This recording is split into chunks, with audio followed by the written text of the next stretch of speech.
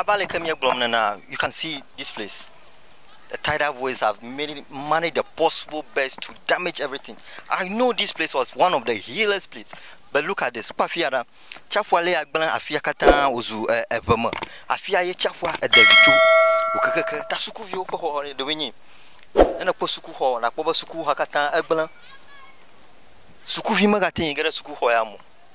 A Trazan Daddy, a home Makatama de Fur, Omagatin Suku Vavago. Sukuvioma, Ochi of Waroji Lafma, Eka Ofofum, Aliwa Apamazudo, Aliwa Suku Homa, Slumwazudo, Tamigra Sukuvioji, Napo, Lower Dopanya, the cat Avagban, Evalov TV, Migaroji. Sukuviola Miabafi, Ekan Posuku Hoyeni Lafi, a Chafwa Quenya Lafi, Eka Sukuho Lafia, Eka Ma did a Kacho, Miaja, Baba Miava Miapon, we could to Jojom Lafia. Amadongo, but since 2015, Yenia Jojom Lafia, Miaba Bajan, a Shai Bamia, update, never authority so close, but Nana or Chunion Kaka out, Nana Kamajivamo. Sukuviola Bonya Lafia, but you must Mabio do motor cavero. Agba. By this time, one of school home, either they will be solving a mathematics, one of social studies one of science and one of subject other kukufiamo like Apoyama Kaka. Sukumali, Sukukwaji Kata Vazu, Baruro, Chapwa Devi, Coco, Baruro Kowari. Mabia the car Vanyarum, Lakoko, Egbami May Suku, Auntie, won't call it. Rakunya Koyas the Kuatona. Egbami May School. Although Nado Suku ever Kaka, Nana Joe, over Bamia Dash, what a shim young Mira Poma. Looking of course, Pobanata Egba that she Negalapoji by this time. Maracuatia, Cacamia Pon Wokata, Banlocata, Puchinaba, Miva for Bamia Pacura, the Pekeba, Nature Vamaga, Ugalo, Pagatoko, Jina, Mate, Milasuku, Cacamia, Camipala, Scupajiba, Miapu, and Mukora, the Para. If you have a chafwa, a denoa, Nakoba Suku Hodwa. Chafwa Garamo, a Chagaroma, a Kaka Banlo, Balbano Dumata, Sukuvi or Sukuyo, Jarabe, Yova, Sofa, Dorakamali, or talk when you were pack Balamo, Apobo, when we okanya, Yopomua, one of the day, Tayema or Demonambe, Bano, Watianga, Agason Bala. Auntie, Mokoba, or Leblani, Incajonella Blani and Nama, Sukuyama no Agbawa, Equinana Leblania, Allo, class Nanina. By form 2.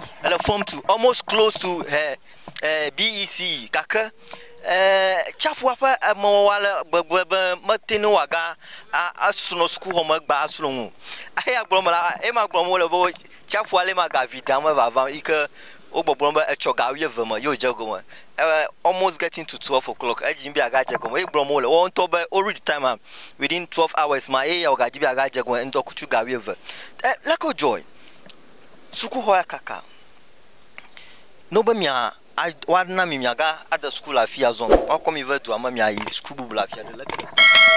Mijibaga school blafiaraco. Mijibaga school of Fiaco. Fia, a Kenya Fuvama RC.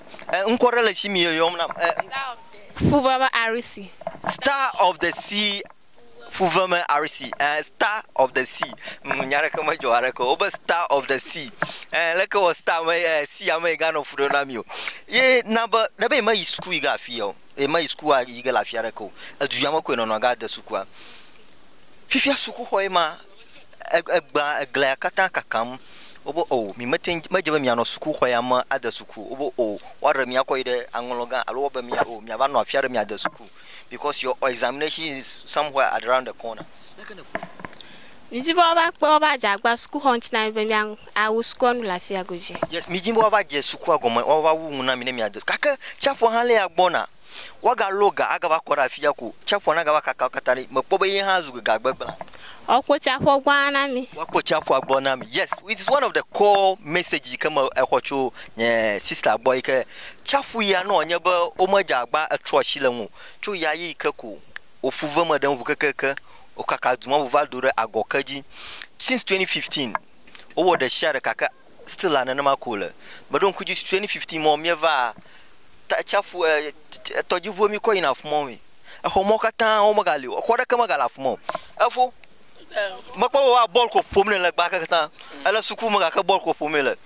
Allo, Chafu Yadramia, Doji Jomno by Yanana Pumana Pubola and Apubola. Ah, Maji Jom now. Maji Jomno. I ain't never said. abe enwa chikona malaka gbegbeje zagawieva okhoma ojo kple chirere kami fukpam sukuvia de ka enyare blom ike enye veve sene be yo le gapopo ya maike ojebe yo no nsom kaka yo motin nsomo edem na banye veve sene be ye hiam cho jidudu agbobe wona na cho chapo anuna yo kle suku ho ya anye suku ho ike yo anom manya be manya afie suku ho lo at first amanya afumeje suku ho la kaka olaji fuka ka boba wo de afia no ko still a chapo aga kplodo laka no bo hana va ire duama na va the school class na ni nela mala classes ele class 6 no bo na va ire duama na va the school na wa suku ho he ya wa da shi na mia va wa kaka mia kata mia jo ide maiga okay amaria be maigo amare be jibe ya ire duama no ken ne kpo ba ni ye ire duama afuma ye woga ike adejiwo iga slunni anye aganyire jaka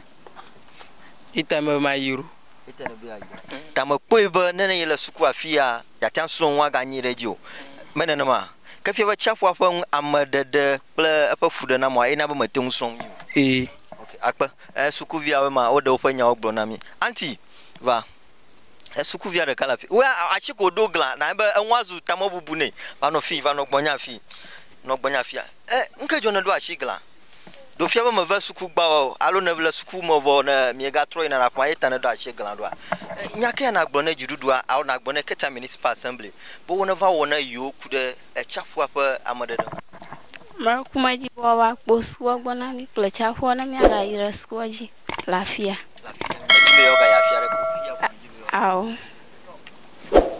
mi agbagba jege npola